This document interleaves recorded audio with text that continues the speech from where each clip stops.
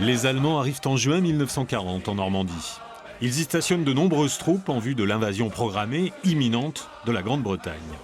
Mais à l'automne, après la bataille d'Angleterre, le nombre des soldats diminue, puis réaugmente au cours de 1943 dans l'optique de l'invasion inverse, celle des Alliés vers nos côtes. Au moment du débarquement, on peut estimer qu'ils sont dans le Calvados et la Manche, qu'ils sont à peu près 80 000. Cet espace Bretagne, Normandie, Picardie, Nord-Pas-de-Calais, c'est ce que j'appelle moi personnellement la zone suroccupée. C'est pas seulement la zone occupée, c'est beaucoup plus que ça, puisque le gros des forces allemandes est concentré tout le long du littoral. L'occupation pèse. C'est une somme d'interdictions qui entrave la vie. Pas d'armes de chasse, pas de pigeons, pas de photos en dehors des habitations, respect absolu du couvre-feu, la liste est longue. La France est pillée, méticuleusement, rationnellement. Les Allemands se servent pour tout, pour se vêtir, pour se loger, pour se nourrir.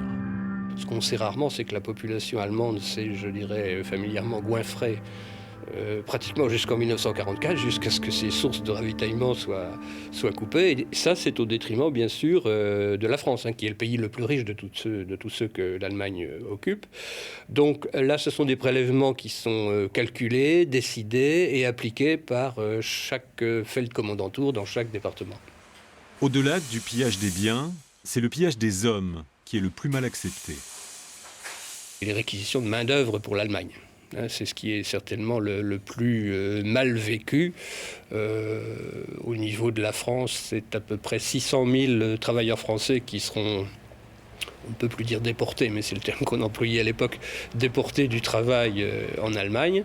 Dans la région bas-normande, cela représente à peu près 20-25 000 personnes, qui sont en règle générale des jeunes plutôt.